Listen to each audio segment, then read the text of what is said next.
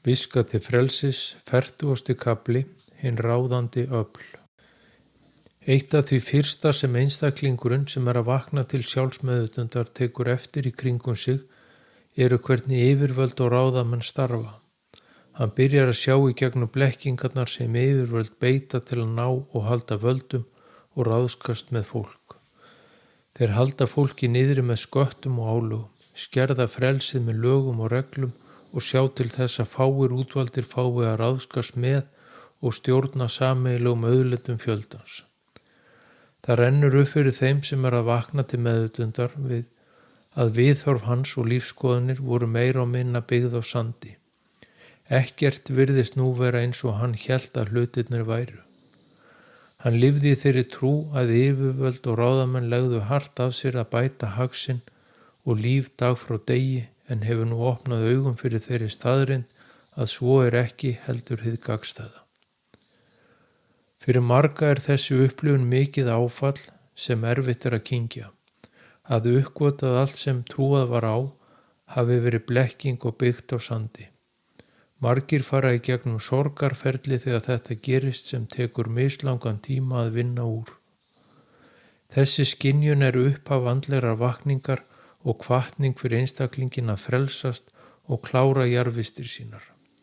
Margar sálir koma til jarðarinnar í þeim tilgangi að hjálpa öðrum að auka andlegan þroska sinn og til að hækka meðvitund sína. Þær hjálpa öðrum að ganga í gegnum andlega opnun og vakningu til sjálfsmeðvitundar.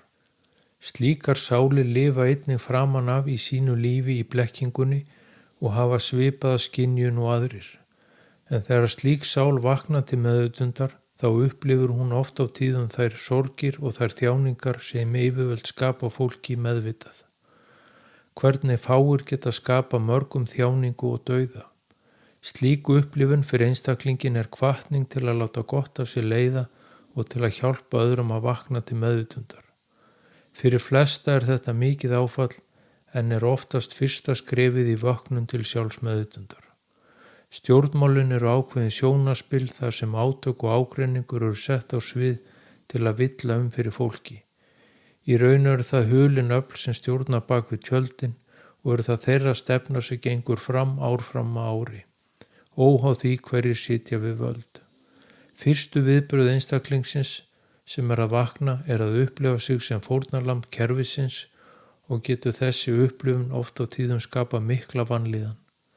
En haldi andlega vakningin og opnunin áfram breytast viðhorfin og lífsinin hægt og rólega. Einstaklingurum byrjar að skilja og skynja að þessi hegðun yfirvalda er hluti af þroskaferli sálarinnar. Hið jarneska líf er blekking sem ýtir undir ótta og sundrung og er þessi hegðun ráðamanna hluti af þeirri upplifun sem sálirnar sækjast í. Smám saman verður einstaklingurinn frjáls fyrir yfirvöldum og hættir að láta aðgerðir þeirra og gjörðir ráðskast með tilfinningar sínar og líðan. Fórnarlambshugsunin hverfur smátt og smátt og einstaklingurinn byrjar að njóta lífsins og þakkar fyrir það sem hann hefur í lífinu. Hann skynjar að allt hið jarneska er fengið að láni og hann eigi í raun og veru ekkert hér á jörð, að allt sé tímabundið og lífinu megi líkja við leikrit með upphafi og endi. Yfirvöld beita blekkingum til að skapa ótta hjá fólki því þannig er því auðstjórnað en sá sem opnað hefur augu sín fyrir sannleikanum og lætur ekki blekkjast verður á lokum óttalaus og yfirvöld ná þar með ekki lengur til hans. Margir bíða eftir að frelsari komi og frelsi sig frá þessu ástandi og ýti yfirvöldum frá völdum en staðreyndin er sú að hver og einn er sinn eigin frelsari. Hver og einn þarf að sjá og skynja blekkingarnar til að skipta óttan út með kærleika. Þannig verður hver og einn frjáls í sínu lífi. Sá sem hefur skilið og meðtekið að hann er eilíf sál sem enginn getur grandað, óttast hvorki lífin né dauðan. Þannig gerir sannleikurinn þig frjálsan.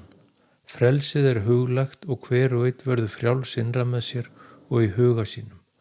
Þegar fjöldin hefur vaknað til sjálfsmeðvitundar og er orðin frjáls, þá missa núverandi yfirvöld tökin og völdin á fólkinu og umbreytingar verða.